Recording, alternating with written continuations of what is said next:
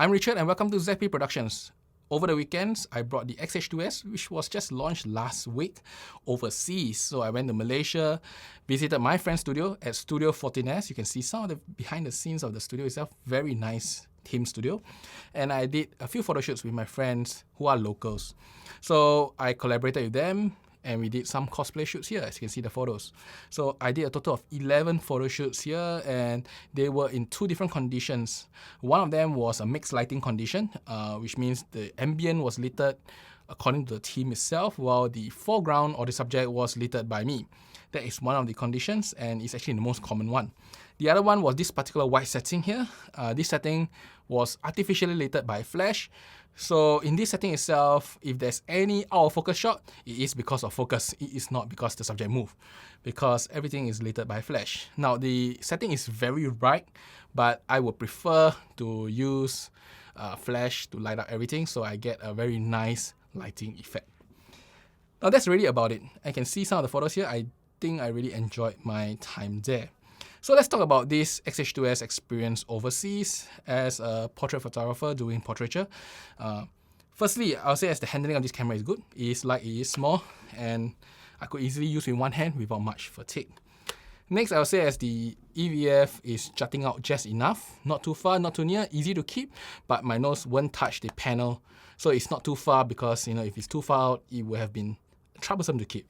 And too near, my nose will touch the panel and I dislike that. So pretty much nice. In terms of overall handling, I would say it's pretty good.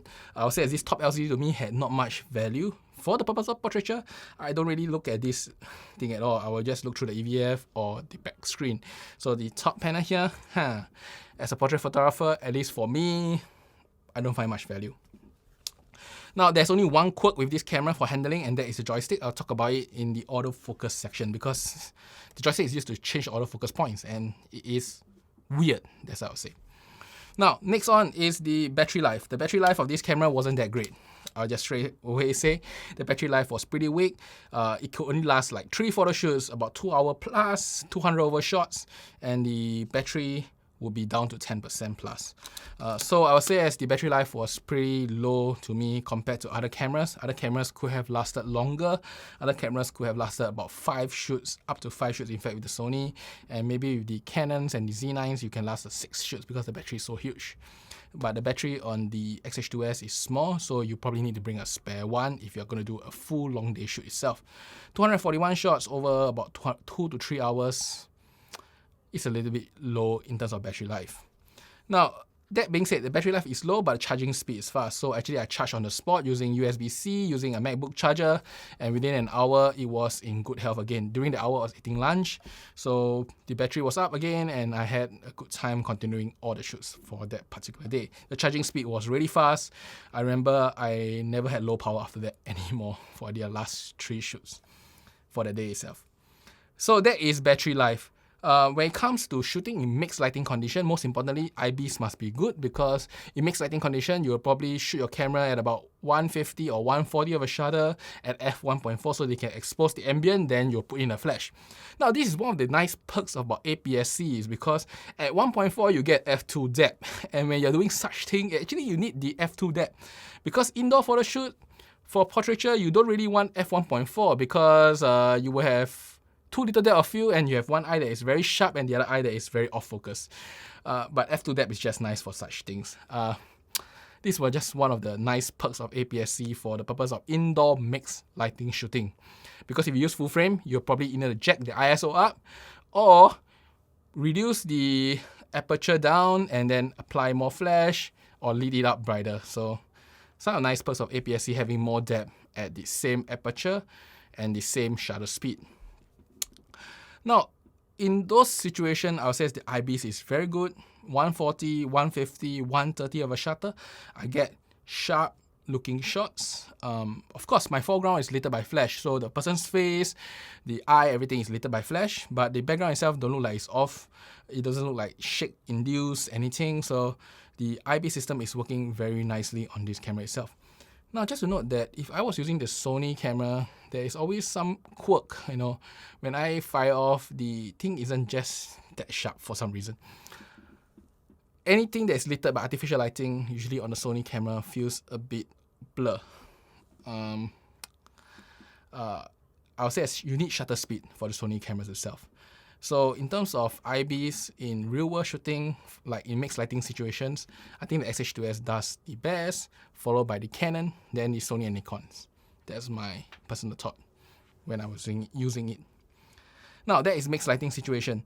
Now when it comes to autofocus, and this is where there's two lighting situations, so I'll just talk a little bit on it. Now in a backlit situation, the best way to use it is using single shot AF or AFS on this camera. Because if you use continuous AF, there is higher tendency to miss because the subject is very dark in front. Now this is very, very normal. Every other camera does it. But most importantly, eye detection still works pretty nicely in those situations. So I was using single shot eye detect and it works out very well. Very, very nicely.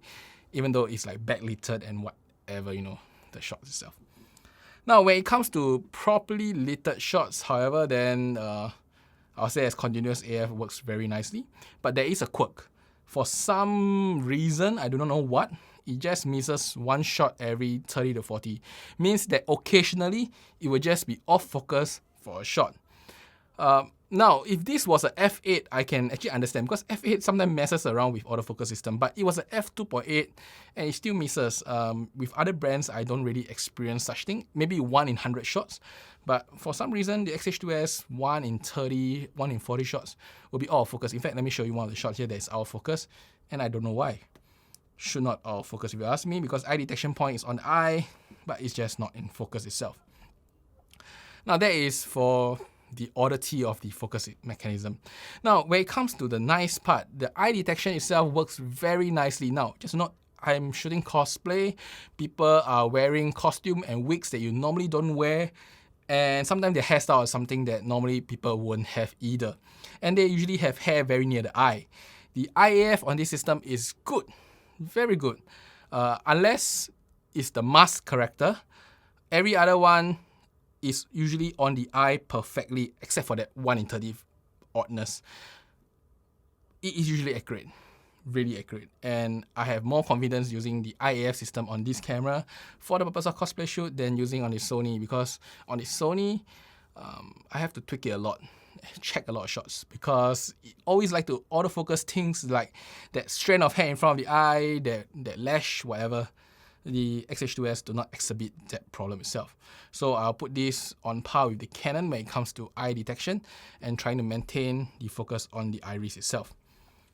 Now, when it comes to the AF point, I think the AF point is very nice and small. So when eye detection fails, the small AF point will be easy to put on the eye.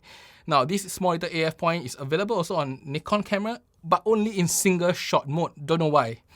The Sony box is too huge, the Canon box is small, but the Fujifilm AFC single point AF box is the smallest, and I like it. I really like it. When you do portraiture, you want that perfect autofocus on the eye, this camera can give you that small little point, and you will appreciate it. Now, the next thing is moving the point around. This joystick here is a bit too sensitive. It's just an oddity.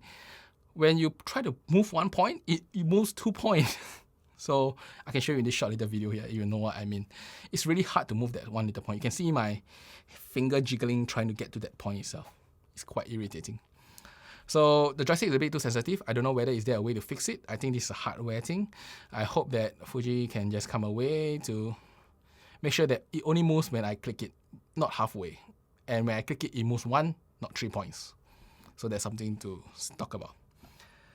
Now, that is about it for autofocus. These are all the major points that I gather from autofocus itself. Now, in terms of image-wise, you have seen the images I have shot. I think I'm pretty happy with the shot itself. I think that if I use a full frame, I don't think I will get any better shots because this is a relatively controlled lighting situation.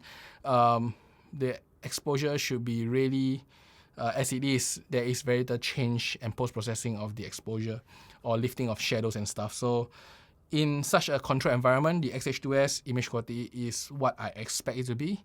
Pretty good, and I have no complaints on it, at least for the shoots itself.